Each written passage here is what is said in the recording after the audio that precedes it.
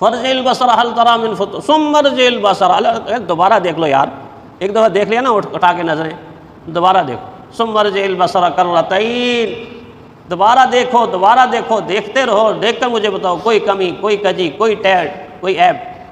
اللہ کا یہ نظام ہے، میری آپ کی سمجھ سے بہت ماورا۔ جنت کا نظام دنیا کے اندر رہتے ہوئے کبھی بھی انسان عقلی طور پہ پوری طرح نہیں سمجھ سکتا، اس طرح کے جس طرح بطن مادر کا بچہ دنیا کے نظام کو ماں کے پیٹ کے اندر نہیں سمجھ سکتا۔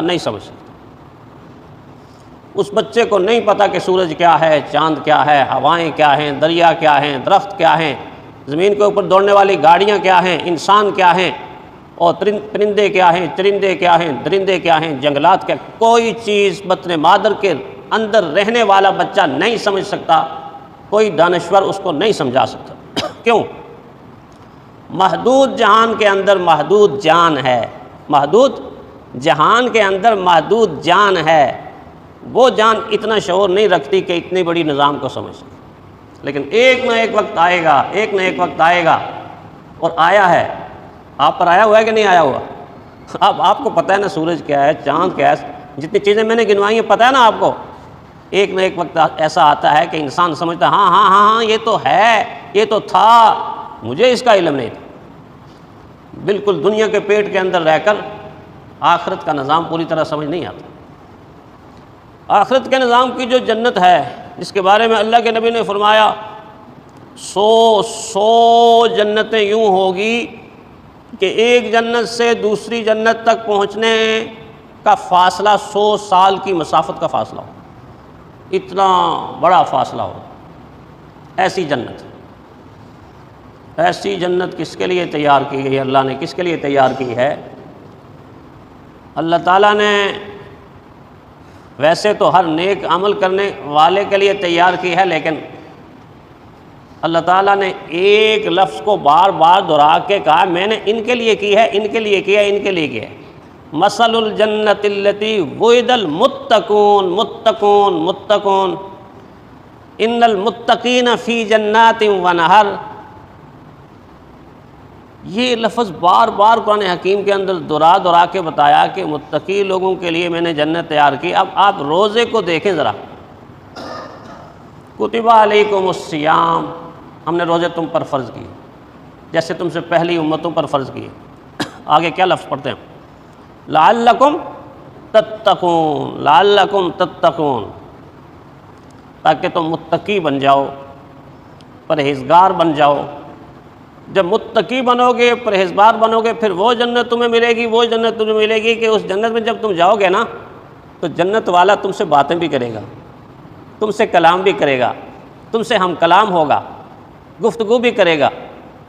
حدیث میں آتا ہے کہ 4 باتیں اللہ تعالیٰ پہلے کریں گے، پتہ نہیں کیا شان ہوگی، کیا عظمت ہوگی۔ اللہ کرے میں بھی جاؤں، آپ بھی جاؤں، پھر دیکھیں گے کیا شان ہوگی، کیا عظمت ہوگی۔ پہلی بات جو جنت کے لوگوں سے اللہ تعالیٰ فرمائیں گے وہ یہ ہوگی کہ دیکھو میں نے تمہیں زندگی دے دی ہے، میں نے تمہیں کیا زندگی ہوگی، جنت کی زندگی کیا زندگی ہوگی، میں نے تمہیں زندگی دے دی ہے، اب میری طرف سے اعلان سن لو، میں تمہیں کبھی بھی موت نہیں دوں گا، میں تمہیں کبھی موت نہیں دوں گا۔ کتنی خوشی کا عالم ہو گیا۔ یہاں تو ہر وقت موت کا ڈر لگا رہتا ہے کہ نہیں ڈر لگا رہتا؟ جتنی زیادہ عمر ہوتی جاتی ہے، ویسے تو کسی عمر میں بھی موت آ جاتی ہے، لیکن جتنی زیادہ ہوتی ہے تو بندہ کہتا ہے بس یار اب وقت پورا ہو چکا ہے، سورج غروب ہونے والا ہے، سحری کا چراغ ہے، کبھی بھی گل ہو سکتا ہے، خوف خطرہ لگا رہتا ہے نا۔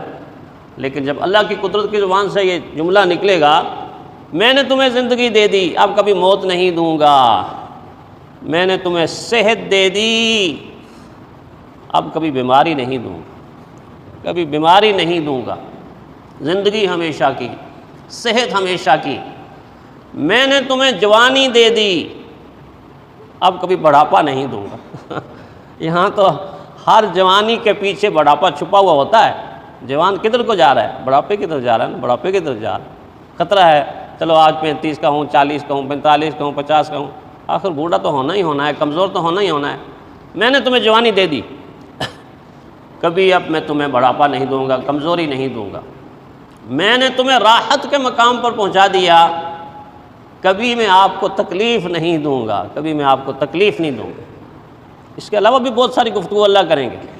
میں اب تم سے راضی ہو گیا، میں اب کبھی بھی تم سے ناراض نہیں ہوں، کبھی بھی تم سے ناراض نہیں ہوں گا۔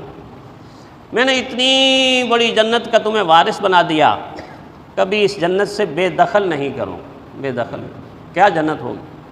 کس کو ملے گی؟ وہ اس کو ملے گی جو اللہ کی اس عبادت روزے کے تقاضوں کو پورا کرے۔ متقی لوگوں کو جنت ملے گی، تقوی والے لوگوں کو جنت ملے گی۔ جنت کا دروازہ اس کے لیے کھلے گا جو اللہ کی مخلوق کے لیے آسانی کے دروازے کھولتا ہے۔ میرا یہ جملہ نوٹ کر لیں، جو اللہ کی مخلوق کے لیے آسانی کے دروازے کھولتا ہے، آسانی کے دروازے کھولتا ہے۔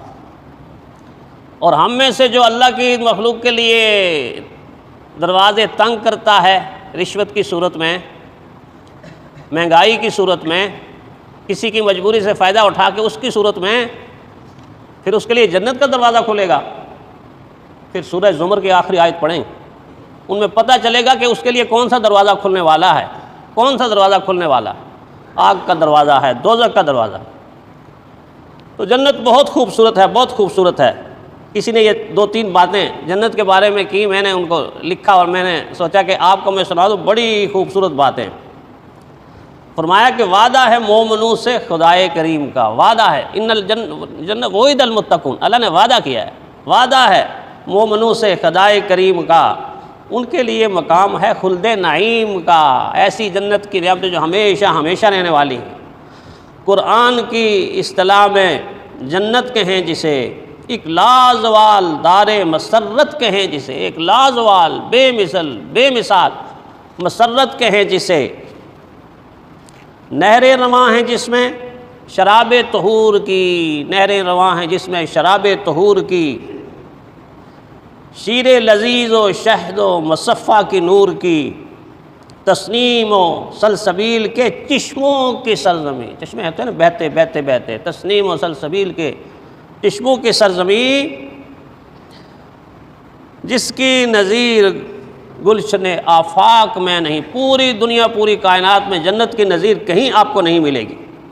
گلہائے رنگ رنگ کے تختے کھلے ہوئے، پتوں کی لرزشوں میں ترانے ملے ہوئے، شیریں پھلوں کے بوجھ سے شاخیں جھکی ہوئیں، شیریں پھلوں کے بوجھ سے شاخیں جھکی ہوئیں، ساحل پہ جیسے نک رہی موجیں رکی ہوئی، پانی کی موجیں جب ہوتی ہیں نا، اور جب جمتی ہیں یا بہتی ہیں یا آبشاریں ہوتی ہیں، کیا خوبصورت منظر پیدا ہوتا ہے۔ اور باغوں میں موتیوں کے تراشے ہوئے خیام، جس میں جمال آفرین حوروں کا ہے قیام۔ اور آخری جملہ بہت خوبصورت فرمایا، بہت خوبصورت فرمایا، اس گھر میں خدا کے پرستار جائیں گے، روزہ دار جائیں گے، روزہ دار جائیں گے، اس گھر میں خدا کے پرستار جائیں گے، آنکھوں میں نور دل میں کیف پائیں گے، آنکھوں میں نور دل میں نیا کیف پائیں گے۔ تو یہ روزے کا جو آخری نتیجہ اللہ تعالیٰ نے کہا لعلکم تتقون، تاکہ تم متقی بنو، پہلا سٹیپ متقی، اگلا سٹیپ جنت۔ اللہ تعالیٰ ہمیں تقوی والا روزہ نصیب فرمائے۔ وآخر دعوانا الحمدللہ رب العالمین۔